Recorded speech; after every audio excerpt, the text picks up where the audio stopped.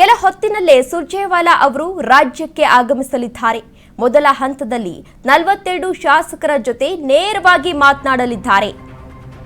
ಕೆಲ ಹೊತ್ತಿನಲ್ಲೇ ಸುರ್ಜೇವಾಲಾ ಅವರು ಬೆಂಗಳೂರಿಗೆ ಆಗಮಿಸಲಿದ್ದಾರೆ. ಮೊದಲ ಹಂತದಲ್ಲಿ 42 ಶಾಸಕರ ಜೊತೆ ನೇರವಾಗಿ ಮಾತನಾಡಲಿದ್ದಾರೆ. 1-to-1 ಮಾತುಕತೆಯನ್ನು ನಡೆಸಿ ಅಹವಾಲುವನ್ನು ಸ್ವೀಕರಿಸಲಿದ್ದಾರೆ. ಇಂದಿನಿಂದ ಜುಲೈ 2ರವರೆಗೆ ಅತೃಪ್ತರ ಜೊತೆ ಮಾತನಾಡಲಿದ್ದಾರೆ. 3 ದಿನಗಳ ಕಾಲ ಸಮಾಲೋಚನೆಯನ್ನ ಕೂಡ ನಡೆಸಲಿದ್ದಾರೆ. ಕೆಲ ಹೊತ್ತಿನಲ್ಲೇ ಬೆಂಗಳೂರಿಗೆ ಸುರ್ಜೇವಾಲಾ ಅವರು ಆಗಮಿಸುತ್ತಾರೆ.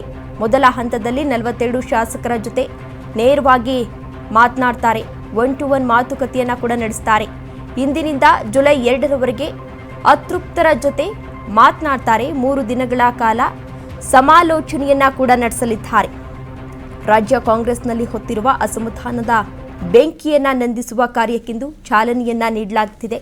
ಸ್ವಪಕ್ಷದ ವಿರುದ್ಧವೇ ಭ್ರಷ್ಟಾಚಾರದ ಬಾಂಬನ್ನು ಸಿಡಿಸಿ ರಾಜೀನಾಮೆ ಮಾತುಗಳನ್ನು ಆಡಿದ್ರು ಈಗಾಗಲೇ ಕೆಲವು ಶಾಸಕರು. ಅವರ ಮನವೊಲಿಕೆ ಕಾರ್ಯಕ್ಕಿಂದು ರಾಜ್ಯ ಉಸ್ತುವಾರಿ ರಣದೀಪ್ ಸಿಂಗ್ ಸುರ್ಜೇವಾಲಾ ಇವತ್ತು ಚಾಲನೆಯನ್ನ ನೀಡಲಿದ್ದಾರೆ. ಇನ್ನು ಕೆಲ ಹೊತ್ತಿನಲ್ಲೇ ಬೆಂಗಳೂರಿಗೆ ಆಗಮಿಸಲಿರುವ ಸುರ್ಜೇವಾಲಾ ಅವರು ಮೊದಲ ಹಂತದಲ್ಲಿ 42 ಶಾಸಕರೊಟ್ಟಿಗೆ 1-to-1 ಚರ್ಚೆಯನ್ನ ಕೂಡ ನಡೆಸಲಿದ್ದಾರೆ.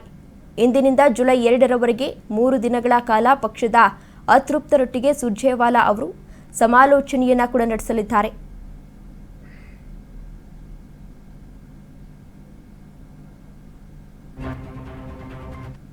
ಇದರ ಮೊದಲ ಚರಣ ಎನ್ನುವಂತೆ ಇಂದು ಬಂಡಾಯದ ಬಾಂಬ್ ಸಿಡಿಸಿದ್ದ ಆಳಂದ ಶಾಸಕ BR ಪಾಟೀಲ್ ಏನಿದ್ರು ಅವರು ಹಾಗೂ ಕಾಗವಾಡದ ಶಾಸಕ ರಾಜು ಕಾಗೆ ಅವರ ಒಟ್ಟಿಗೆ ಇವತ್ತು ಮಾತುಕತೆಯನ್ನ ಕೂಡ ನಡೆಸ್ತಾರೆ. ಮಾತುಕತೆಯನ್ನ ನಡೆಸಿ ಏನೇನು ಸಮಸ್ಯೆ ಇದೆ ಅವರಿಗೆ ಆ ಎಲ್ಲ ಸಮಸ್ಯೆಗೆ ಇವತ್ತು ಪರಿಹಾರವನ್ನು ನೀಡುವ ಸಾಧ್ಯತೆ ಕೂಡ ಇದೆ.